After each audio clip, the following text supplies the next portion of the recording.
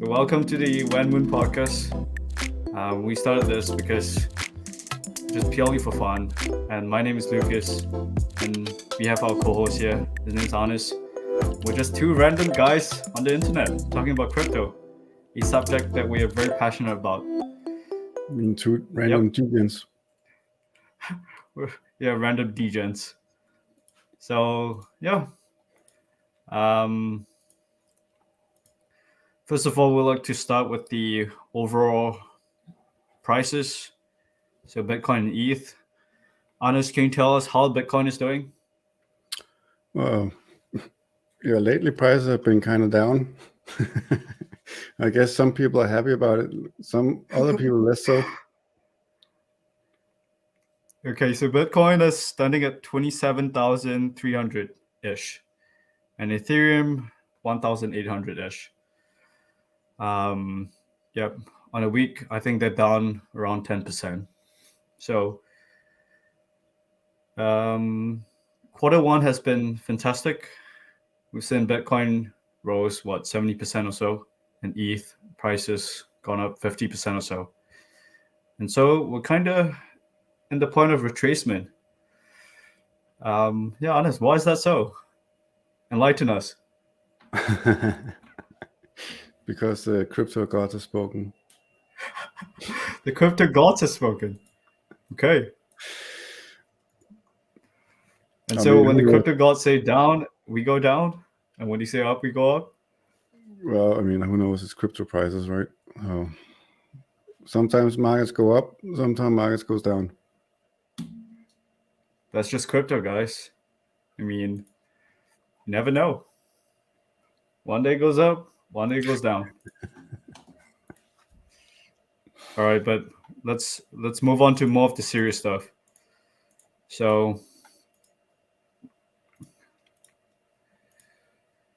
all right, what do we have here? I'd like to tell you guys about the 2023 Q1 notable events, like a timeline of a brief history of what happened in Q1.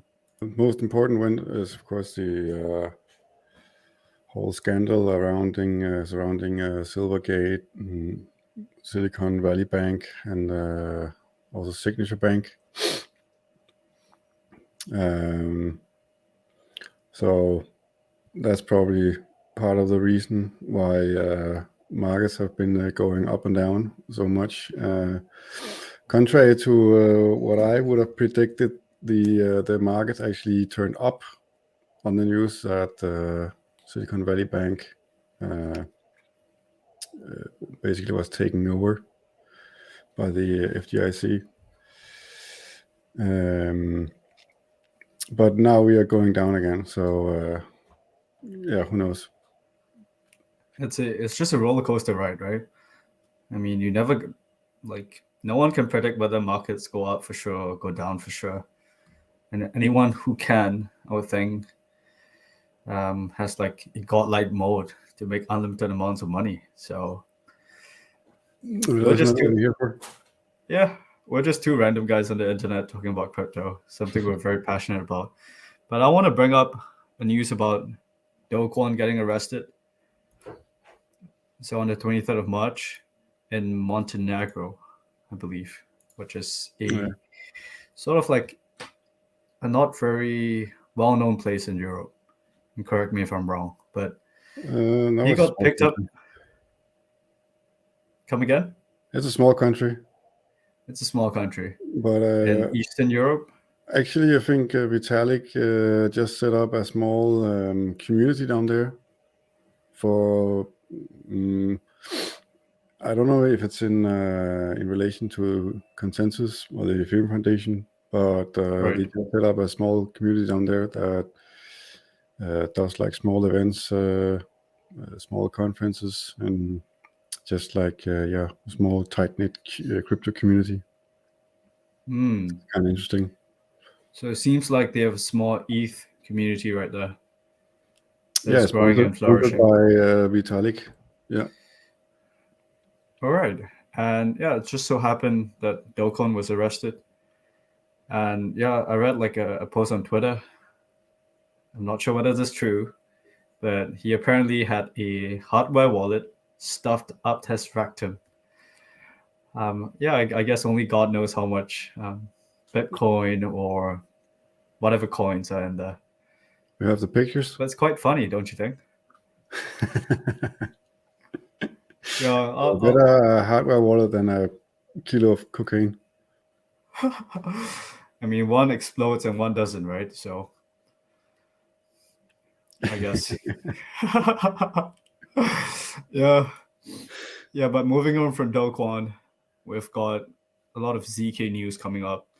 So on 24th of March, ZK Sync, and on the 27th of March, Polygon ZK EVM. And in my current understanding, the ZK or Zero technology, it is an existing technology that helps scales Ethereum. Yeah, ZK Sync is a layer 2 on Ethereum that recently went live with their main product. So a layer 2 is a alternative to engaging with the layer 1, where the benefits are that you get much cheaper transactions in essence. And at the same time, you still retain all the security guarantees from the layer 1. So that's basically the idea. So it's quite bullish that so many layer 2s are building and actually launching, and the development has been crazy fast actually. Wow. So I'm sensing this is a bullish. Is it bullish or bearish for Ethereum?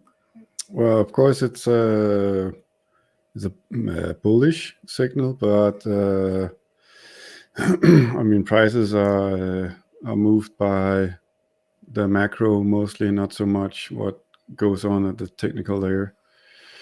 So not so much fundamentals, but it's still inherently tied up to, for example, the S&P 500. Yeah, and easy monetary policy and so on. Okay. Now segueing to one of the last few events that happened in March. CFTC sues Binance for violation of the CEA and CFTC regulations. So to my understanding, this has a lot of implications on Binance and Binance US in particular. Mm-hmm.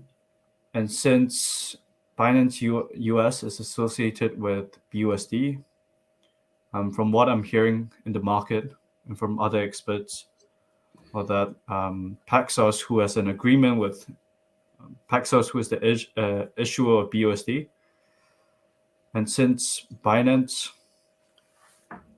is unable to get rid of BUSD since they do not have a bank account in the US, what I'm seeing through different data points is that they're converting it to these 4 assets: BTC, ETH, BNB, and lastly, True USD.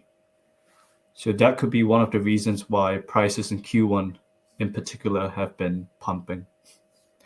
Yeah, so what you mean is that they're liquidating their supply of BUSD and basically transferring the liquidity into other coins. Or converting it to BTC. Mm-hmm. And the other altcoins. All right, so yeah, this is of course a regulation issue, and we know that the US are very against crypto in its current regime. From Gary Gensler to Elizabeth Warren. Yeah, we have a very hostile political environment at the moment against crypto. Though I don't know how much better Europe is, to be honest. I mean, from the way they talk about crypto, it seems very hostile from the US perspective. But so yeah, if you this listen, is a good segue into Europe. So what's your take on MiCA, or markets in crypto assets? Yeah, so MiCA is like an attempt to homogenize the crypto regulation across EU, which in some aspects is a good thing. In other aspects, you are actually killing potential innovation, because you are, instead of having small jurisdictions compete with giving the best possible regulatory framework, you're just having one big uniform framework for everyone in the European Union. I mean, the impact we can't know for sure, of course, and there's still a lot of unknowns in this. I mean, nobody really knows how this will affect the ecosystem, since it has to go to a court before you actually know how these laws are going to be interpreted. But I mean, I'm optimistic about it, but let's see. We're going to talk about what the most bullish thing. What are we most bullish on right now? So, as an Ethereum maxi myself, the next big major upgrade for Ethereum is going to be EIP 4844, also known as Proto-Danksharding. And this is the upgrade that will greatly increase the capacity for layer 2s on Ethereum. So basically what will be introduced is a form of new storage for the blockchain, which will include all the data that the layer 2s use in order to post transactions to the layer 1. And the difference is that this new type of storage can be deleted after a couple of months or so. So the nodes do not have to store this data forever like they do with normally. You have to store the data forever. But since this new type of data can be pruned and thrown away, it will not add a lot of storage requirements to the nodes, and therefore it can be much cheaper than normal block space. And this first version will introduce, will basically be like a data shard, where it will be possible for layer 2s to introduce or use this new type of block space, and therefore drastically reduce costs of posting transactions from layer 2s. So, Anders, when you mean cost, when you state cost, do you mean in gas fees? Yes. So it's gas fee per transaction. And that could be minimized to a factor of? Up to 100 times. Wow. And like in my recent usage of Ethereum, an average gas fee would be around $1 or so. Yeah, for like a standard Ethereum transaction, it's quite normal to pay like $1. And you're saying that this could reduce it to a fraction of... Yeah, to a cent. To a cent, wow. Basically. And that's why you're incredibly bullish on Ethereum. Only on layer 2. Only on layer 2. Yeah, this will do nothing for layer 1 transactions. So could you walk us through the layer 2? So in my understanding, Ethereum is the base layer, and there are apps or like different protocols built on Ethereum. Yes. And that is layer 2. So could you give us some examples of layer 2? Yeah, well, you can call layer 2 is sort of an app on layer 1, you can say. Basically, it's just some smart contracts that are used to aggregate a bunch of transactions together and then post like a thumbprint of all the transactions together and post that to the layer 1. And then there are basically two ways of doing it. Either you use zero knowledge proofs, or you can use what's called an optimistic rollup. And optimistic rollups, you basically just assume that whoever bundles and aggregates the transactions together, they are acting as a good boys, and then they let it up to the market to actually check that whatever they bundled up and aggregated together is actually correct.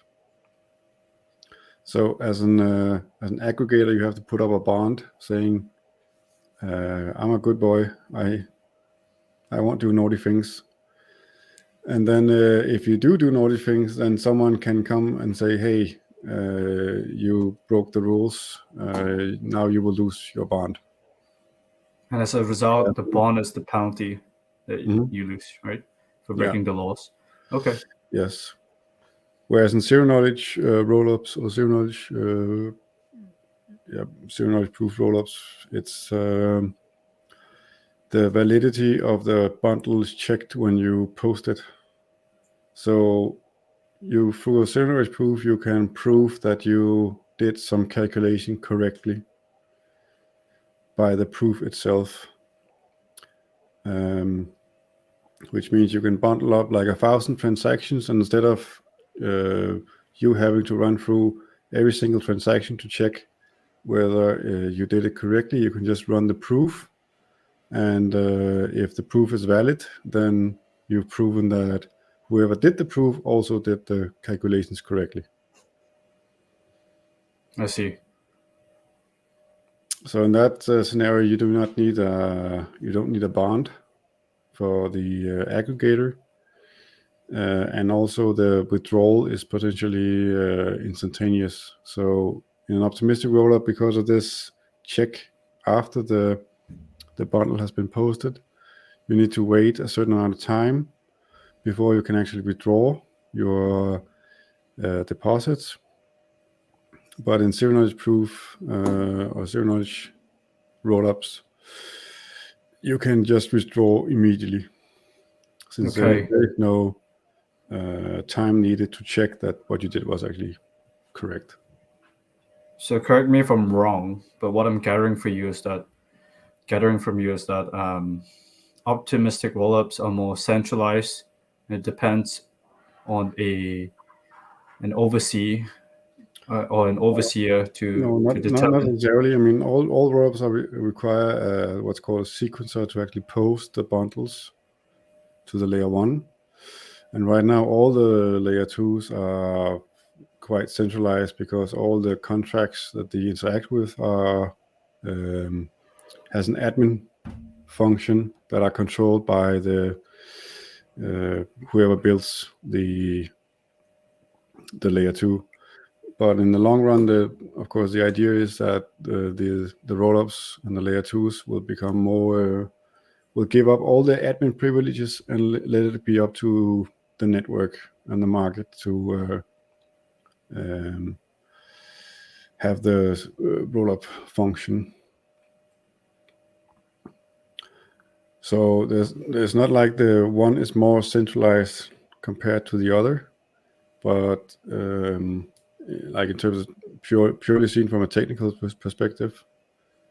But currently, because when you are developing this sort of very on the edge new technology, you want to remain somewhat in control of what's going on, since if something goes wrong and you have like 1 billion value locked on your network and you fucked up, you want the oh shit, I fucked up button.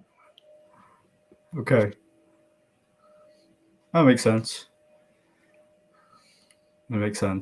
And like crypto is right now based on reputation. The whole industry it's in quite a dire state, I would say. So no one wants to mess up at this point because we've already been set back by a few years. Nobody wants to mess up in crypto, because if you mess up in crypto, it's goodbye. It's goodbye. There's no support department you can just contact and get your ETH back you sent to address 0. It's gone for good. Exactly. But that's also the beauty of crypto. Exactly. In a way that it's permissionless. There is no one in charge. But also, You're in charge, basically. No one can save your ass, but it's also ultimate freedom. And yeah, I think this freedom point of view is something that, from a value standpoint, is something that we both really believe in. And that's why we choose to be in crypto. Yes. And also the moonshots. Yeah. And that's why we call it the When Moon Podcast. All right. Moving on to the next topic. As an Ethereum yourself, how bullish are you in its current market state on Ethereum? From like 1 to 10? From a scale of 1 to 10. I think I'm about a 5 at the moment. The markets are quite volatile. It's my belief that most of the crypto market is driven by the macro and not so much moon tokens. Even though they're nice. No, it has a lot to do with like easy monetary policy and money being printed out of thin air, basically. It's mainly things like that that drive speculative bubbles. And right now, all the easy money is being wound down. And despite the recent rally, I think we are heading for much more red territory. Like I could easily see a 50% drop before. From current prices. Yeah, before we go, well, I don't know. I don't know. Maybe it's past. I don't. Maybe we will never see $1,000 Ethereum again. Okay. But I mean, who knows? If we're heading into a really bad recession, then sure, we could see some severe drops. Could also go the other way if people start fleeing the dollar and goes into crypto instead. But yeah, I mean, who knows? Impossible to predict. Yep. If not, we would be like multi-millionaires for now, right? Definitely quit on 9 to 5 and just speculate on Bitcoin and altcoins. But yeah, in my opinion, I think Bitcoin at 27K is unsustainable. And I'm expecting a retracement to around 10 to 12K. I think that's also the consensus of the contrarians on CT or crypto Twitter. Yeah, it's quite possible. It might come true. If it is that case, I think ETH prices would drop to 1,000 and below. And I think picking up Ethereum around $1,000 is quite a steal. Right. At least that's what I would do. Right. Per coin. Yeah, per coin. So right now, like I'm also personally invested in crypto. Right now I'm just holding cash. And when the opportunity comes, when Ethereum drops to 1,000 or close to 1,000, I would pick up some bags. So that's my view and my strategy right now. So that's some of the alpha that we are going to share. Of course, we believe in democratizing information.